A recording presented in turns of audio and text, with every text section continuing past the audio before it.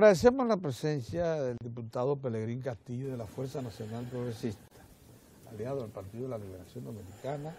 Por eso tienen tanto vigor y efecto. Sus planteamientos son tomados muy en cuenta por el gobierno.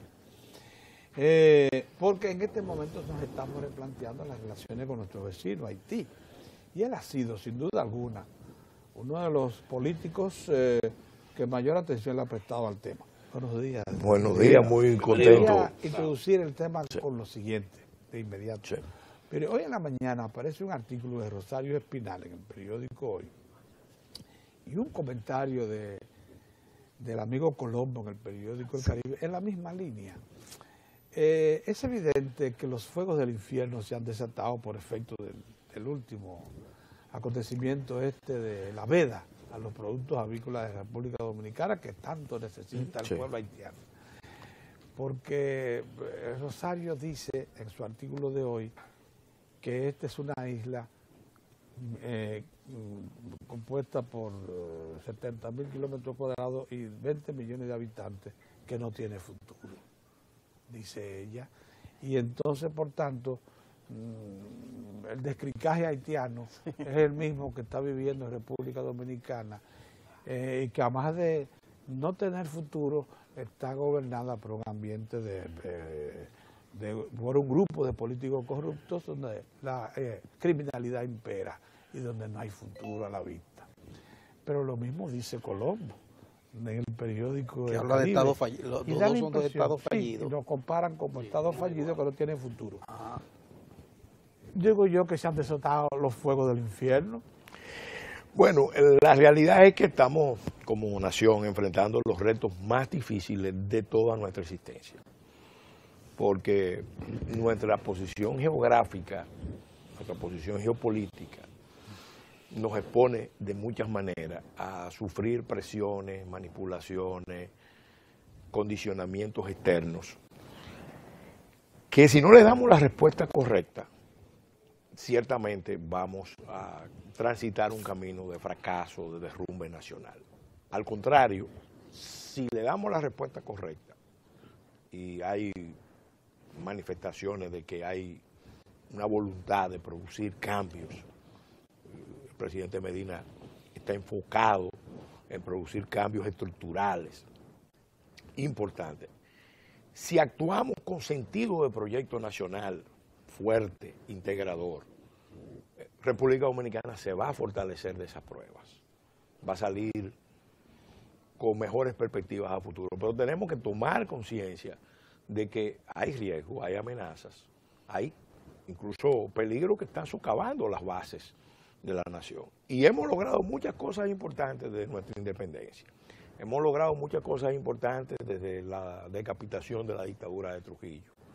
Pero todo eso siempre estará expuesto, amenazado, si de cara al futuro no provocamos un esfuerzo de unidad nacional, un esfuerzo de integración hacia adentro, un compromiso de las clases dirigentes del país en una serie de materias clave para que el país pueda triunfar.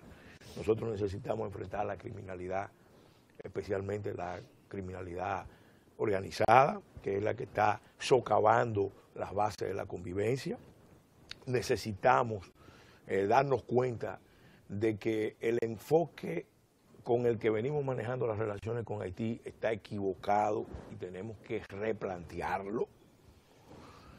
Necesitamos hacer los cambios hacia adentro que nos permitan lograr la mejor inserción internacional en la economía regional y mundial, porque tenemos acuerdos de libre comercio con 4 grupos de países, compitiendo con 49 países, y realmente no estamos aprovechando esos mercados internacionales como deberíamos aprovecharlos, en gran modo por deficiencias nuestras. Así es. Por otro lado, necesitamos reducir la dependencia muy aguda que tenemos del combustible fósil importado. El país tiene una vulnerabilidad energética grave. Hay que hacer un esfuerzo de mejor gestión de los espacios y los recursos. Cuando hablo de los espacios, por ejemplo, me refiero, el mar tiene que ser un vector de desarrollo en el siglo XXI.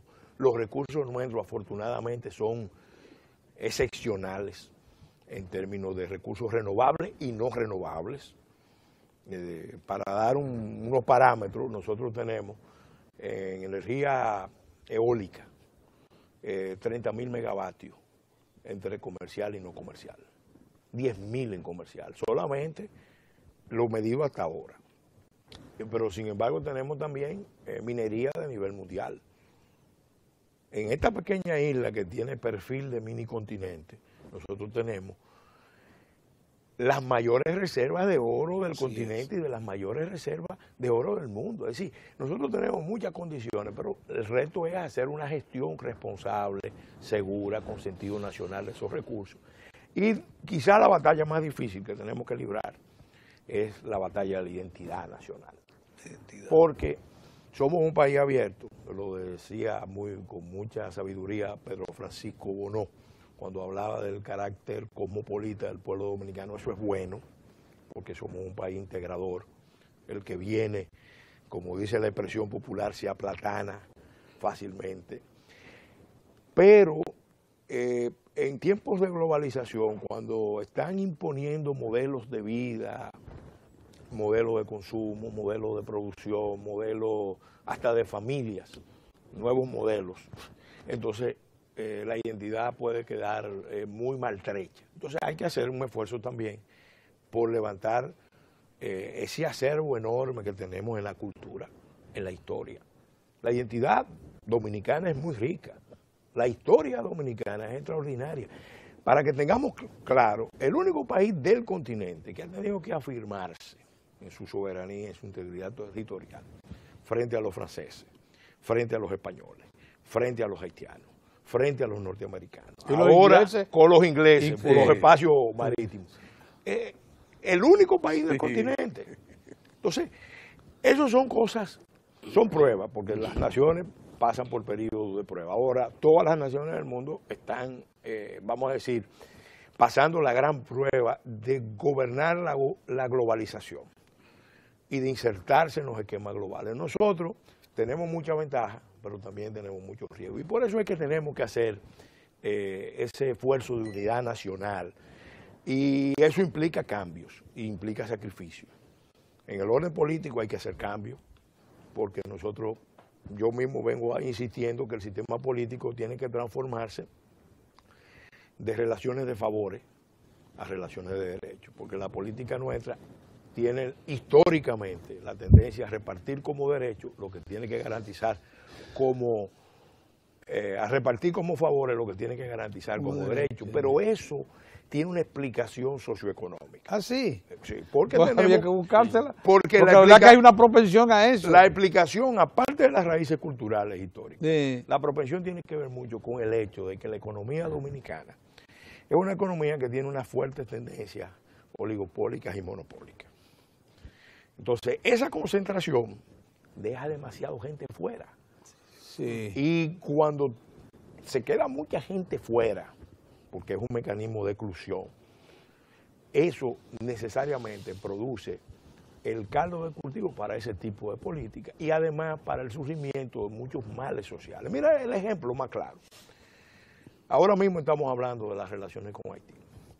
Estamos hablando de la crisis provocada por la veda, la reiteración de la veda. La reiteración. Sí, porque la veda estaba. La veda estaba. La reiteración de la veda de exportación avícola. Pero resulta que en la economía dominicana se da un caso muy singular. Es la economía que más ha crecido, pero crece con una tasa de desempleo muy alta, que es algo completamente anómalo, porque una economía que crece se supone que tiene que tener un nivel de desempleo mayor. ¿Qué es lo que pasa? Que en ese crecimiento, enmascarado tras ese crecimiento, hay un fenómeno propio de una zona de capitalismo salvaje, de desnacionalización de los mercados laborales. Así es. Entonces, todos los estudios que se han hecho, el último lo hizo Jaime Aristi en Intec, revelan que uno de los factores que está deprimiendo el salario real de la población dominicana más pobre es la desnacionalización de la mano de obra en los mercados laborales no calificados. Traduzca bueno, el desplazamiento de la mano de obra de los trabajadores dominicanos en la agricultura, en la construcción, en los servicios más diversos, actividades que normalmente lo hacen los dominicanos, que no implica ningún sacrificio, ningún esfuerzo, ya lo están haciendo los haitianos. Y ese fenómeno es el que se está usando para concentrar la riqueza y el poder en República Dominicana. Eso es por un lado. Qué buena visión. Entonces, ese fenómeno, en realidad, es también lo que explica por qué no somos competitivos. Porque estamos enfocados eso es lo que yo no entiendo. En una economía de bajo salario, no hay un compromiso fuerte con la calificación de la mano de obra, con la mejor retribución de la mano de obra. Y en la práctica tuve el doble discurso. Hay un discurso con el tema de la institucionalidad, pero en la práctica hay una tendencia a violar las normas. Yo tengo esta experiencia con la ley de migración y las normas de nacionalización del trabajo. En una ocasión reciente, nosotros hicimos un levantamiento en 60 torres que se estaban construyendo entre Santo Domingo y Santiago. De las 60 torres, 5 tenían plantilla laboral. Las otras no tenían plantilla laboral. ¿Qué significaba eso? Que ese personal que estaba trabajando ahí no estaba dentro del sistema de seguridad social, no estaba fiscalizado. Y estoy hablando de la industria, una de las industrias más dinámicas. Sí. Entonces, si nosotros no hacemos valer las normas internas en el trabajo, el 80-20, empezando por el gobierno, porque en eso yo quiero ser justo. Sí, empezando por el gobierno. El gobierno en las obras públicas debe fijarse como prioridad, aunque tenga que pagar más. 80-20, regularizar. 80-20, aunque sea gradual. Gradual. Por eso ha sido una batalla enorme. Nosotros tenemos 17 años bregando para que se apruebe la ley de migración. Por lo menos se aplique en las obras públicas, en las obras del Estado. Porque si comencemos por ahí. Pedro, si el gobierno no da el ejemplo, es muy difícil después pedirle al sector privado que lo haga. Contratistas que hagan Entonces, eso. ¿qué pasa? Eso es mano de obra para los dominicanos más pobres. Sin embargo, nosotros preferimos mantener un esquema de asistencialismo que ha ayudado a paliar la crisis. A paliar la crisis. Pero la mayor herramienta de política social del país es el trabajo. El empleo. La herramienta más eficaz de lucha contra la pobreza es el empleo. Ahora, en el esquema de capitalismo salvaje que tenemos, hay sectores empresariales que en realidad ven un gran mercado de mano de obra barata, no calificada. Y entonces, ya eso no es solamente en lo que tiene que ver con el mercado laboral, sino en lo que tiene que ver con el mercado de los bienes y servicios. Entonces será una tendencia que yo la he denunciado. Recuerden que yo fui presidente de la Comisión de Industria y Comercio y presidente de la Comisión de Energía y Minas por 14 años en el Congreso. Realmente será una tendencia a que ante los fracasos que estamos teniendo para insertarnos en los mercados globales, hay una tendencia a atrincherarse en la isla, para mantener, incluso en alianza con grupos haitianos, empresariales haitianos, una especie de control oligopólico de la isla. ¿Cómo? Sí. Por ahí una asociación de negocios en la superestructura. En la superestructura. En la superestructura. Entonces, yo le he dicho, miren, ese es un esquema que no va a funcionar. Pues, sí. Pero lo están intentando. Claro, lo están intentando. Y no va a funcionar, incluso me lo explicaba en Washington, en un encuentro con un líder haitiano-americano, importante, muy importante. Me lo explicaba la visión que el grupo de haitianos americanos tiene sobre las relaciones dominico-haitianas. Y ya el primero que lo formuló como doctrina fue Gerald Arthur. Pero uno de los artífices de ese esquema, en una etapa, fue Luis Álvarez Renta, que fue uno de los principales promotores. Y yo le decía a ellos... Hubo dos grupos que Álvarez Renta asesoró de manera directa para provocar eso. Al grupo Bonetti, que hizo un trabajo muy eficiente, hay que reconocerlo, y al grupo popular de Alejandro Grullón, que hicieron un trabajo temprano en Haití, servido muy eficientemente por entidades como la Universidad Católica Madre y Maestra, que en ese momento hacía su trabajo también. Entonces, ¿qué es lo que está pasando? ¿Qué es lo que está pasando? Que yo lo llegué a discutir con Luis y lo llegué a discutir con nuestro amigo el doctor Luis Heredia y lo llegué a conversar ampliamente con líderes del Congreso americano. El problema de fondo, lo que no se puede obviar, es que estamos hablando de un problema internacional. ¿Cuál es el problema? La raíz del problema internacional. Que Haití es un estado colapsado, y no ahora, no con el terremoto.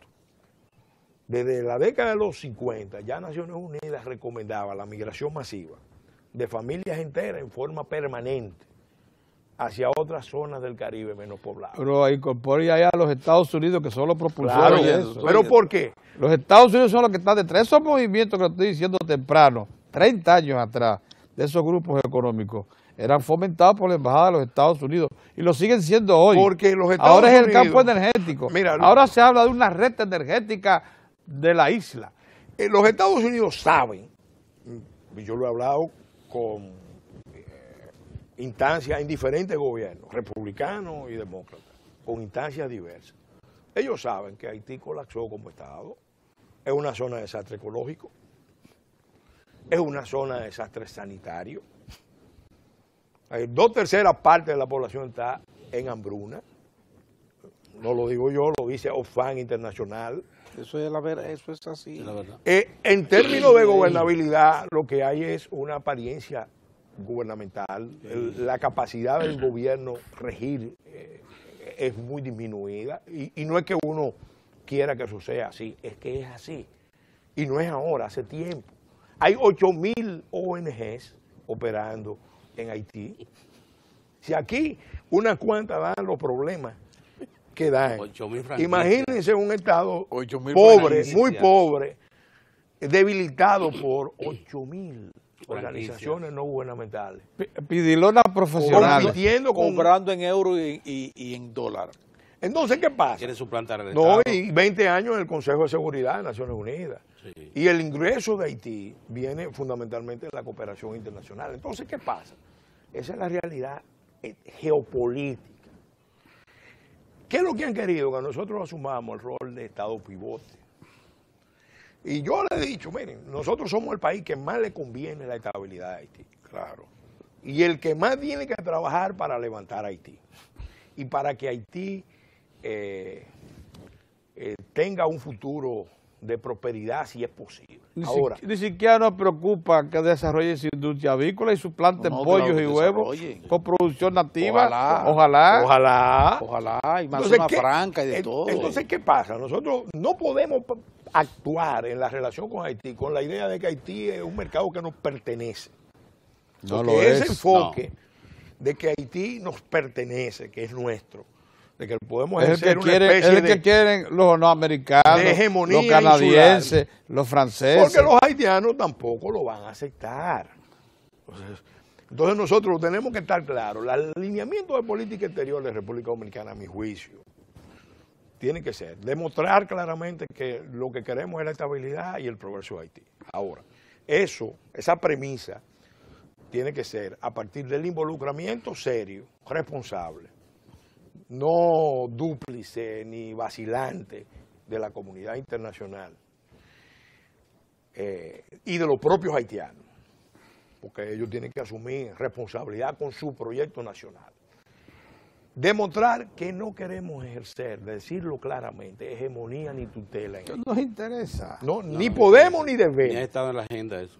Porque, no crea, hay gente que entiende que sí, que podemos, no lo dicen abiertamente, pero hay gente que entiende ¿Sabe por qué? Porque lo ven como una oportunidad de negocio. Pues claro. Pero Pelegrín, ¿tú qué? Ahora, al mismo tiempo tenemos que decir, no hay solución dominicana al problema haitiano. No. Está bien, pero... No. Y eso hay que demostrarlo. Claro. Si algo positivo ha tenido toda esta situación tan bochornosa, con el caso del sector avícola y la veda haitiana, es que estamos viendo, quizás por primera vez, a un presidente que hable en los términos en que habló el presidente Danilo Medina, de marcharle al problema en su... Afrontar el problema, porque hablar de drasticidad... Esto va a ayudar. Eso ayuda mucho. Entonces, va a ayudar, sí. Pero ¿cómo tú vislumbras eso de drasticidad? ¿En qué pudiera... ¿Por dónde pudiera venir lo que el presidente llama? ¿Por dónde debiera venir? ¿Por dónde debiera venir? Yo no pienso que el presidente, cuando usa la palabra drasticidad, se está refiriendo a medidas de retaliación. Yo creo que nosotros tenemos que entender lo que está pasando. Adentro, ¿verdad? Transparentar. Nosotros necesitamos, nosotros necesitamos ¿por dónde aprovechar esta coyuntura para reenfocar los esfuerzos del país. ¿Y cómo se consigue eso? Bueno, lo primero es lograr mejor coordinación, más alianza entre el sector público y el sector privado para apoyar las exportaciones de República Dominicana con un sentido amplio. Haití no puede, por una razón geoestratégica, cuando tú tienes un estado colapsado al lado, tú no puedes descansar todo tu comercio, ya lo hemos convertido el socio más importante. Esa relación termina en conflicto. Lo es. Sí. Pero tenemos que darnos cuenta es muy vulnerable, de cuáles son los riesgos. Porque fíjate, tres episodios que voy a citar. El presidente de la República Dominicana, el que más ha trabajado las relaciones con Haití. Yo tengo mi diferencia con él, pero tengo que reconocer que él tiene su enfoque con Haití y ha cautivado la relación con el presidente Fernández. El presidente Fernández. Fue a Haití. Ha hecho todos los esfuerzos posibles. Pero fue víctima de una agresión terrible que si se hubiera concretado, hubiera desatado un conflicto de grandes proporciones, que hubiera provocado hasta una intervención internacional. Sí, claro. Uno. Y eso se hizo en presencia de tropas internacionales que no hicieron nada. Sí, señor. O hicieron poco. O hicieron muy poco. Luego vino, con motivo de la debilidad crónica de Haití, vino tras el terremoto el problema del cólera. Del cólera. Óyeme, nosotros somos un país turístico. Si los cubanos no están en Haití y se fajan con ese problema, porque fueron los cubanos los que afrontaron el tema, los que enfrentaron el problema y ayudaron a los haitianos a salir de esa prueba, ¿oíste, a Pedro? Controlarlo. Los cubanos. Si los cubanos no hacen el esfuerzo que hicieron, y hay que reconocerlo. Son grandes los cubanos en esa materia. Y nosotros no hacemos el esfuerzo que hicimos. Exactamente. El turismo nuestro, que es la actividad puntal, estratégica, el manejo de Bauta fue extraordinario. Fíjate cómo en el lapso de un lustro, dos situaciones de altísimo riesgo. Y ahora surge esta situación que no tiene la connotación de las otras, pero uno se da cuenta de que no es un hecho aislado. Hay una pugna, por ejemplo, con los transportistas, los camioneros. Se viene dando permanentemente. Pero vamos a otra cosa. Nosotros somos los que permitimos que desde el bosque dominicano le llegue a Haití todos los días toneladas y toneladas para el carbón, de leña y carbón. Que no tienen ellos, que no tienen dónde sacarla. Haití, para el desmonte de Bauruco. Haití, para satisfacer sus necesidades energéticas, de cocción de alimentos, es decir, lo más primario, necesita en un 70% leña y carbón. Leña y carbón, eso es terrible. ¿Eso se puede sostener en la isla? No se puede sostener. Entonces nosotros hemos dicho, démonos cuenta de que aquí hay que replantearse el enfoque. Y nosotros, por seguridad nacional, por geoestrategia nacional, nosotros tenemos que repensar las cosas. Vender todo lo que se pueda vender, pero no... Nuestra fortaleza no puede ser. Usted acaba de decir una cosa trascendente. Mire, usted está entrando en una zona que a mí me grifó los pelos ayer. Julio Ortega Tous, como usted sabe, fue director ejecutivo de la Comisión Mixta Bilateral por varios años. Julio no es de la gente que va a un sitio a dormir, él sabe perfectamente lo que tenía que hacer y en efecto procuró varios protocolos, los negoció activamente con los haitianos, relacionados, todo lo cual parecía el marco para un acuerdo de libre comercio. Que con está en Haití. Gaceta Oficial eso. ¿Sabes lo que nos dijo Julio ayer, convencido? Ayer. En Haití, de Haití nunca vamos a conseguir la aprobación de un acuerdo de libre comercio. No lo quieren, por diversas razones. No tuvimos tiempo de que nos explicara lo que él cree que son las razones.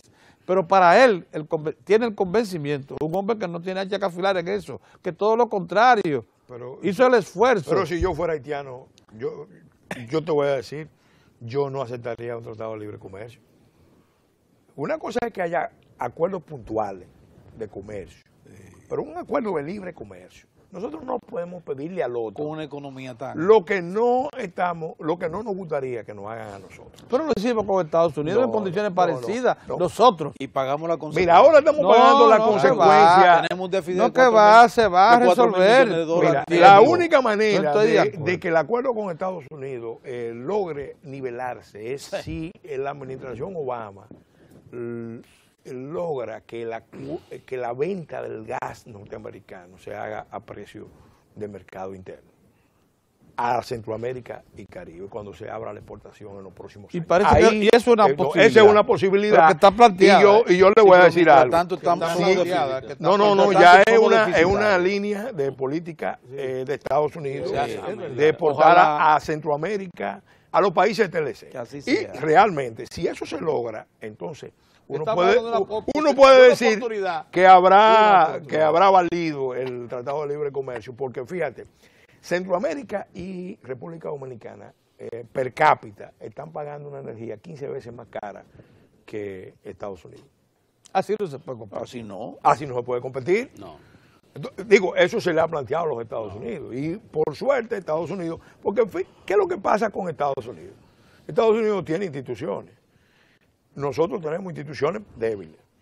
En el caso de la relación con Haití, estamos hablando de que la prioridad no tiene que ser manejar a Haití como una economía, como un Estado que está, vamos a decir, en situación de crisis, pero que tiene las bases funcionales. No, ahí hay que fajarse a reconstruir las bases del Estado. Hay que reconstruir las bases. Así es. Entonces, esa tiene que ser la prioridad y eso ya no es un tema de negocio.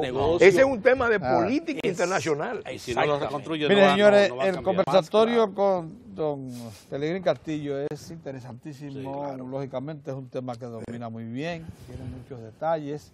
No sé, es de mucha importancia conversar con él en este momento, actualizar. Pero se nos agotó el tiempo y Circe está ahí, que le hemos invitado también, así que debemos hacer espacio para Circe. Lo que queremos que usted se comprometa a venir con más frecuencia. Claro. Sí, ha estado con a la coordinadora que coordine con mi secretaria y con mucho gusto. Muy bien. Muchas gracias. Muy bien. Miren, pasemos unos mensajes y regresamos de inmediato con Circe Almanza.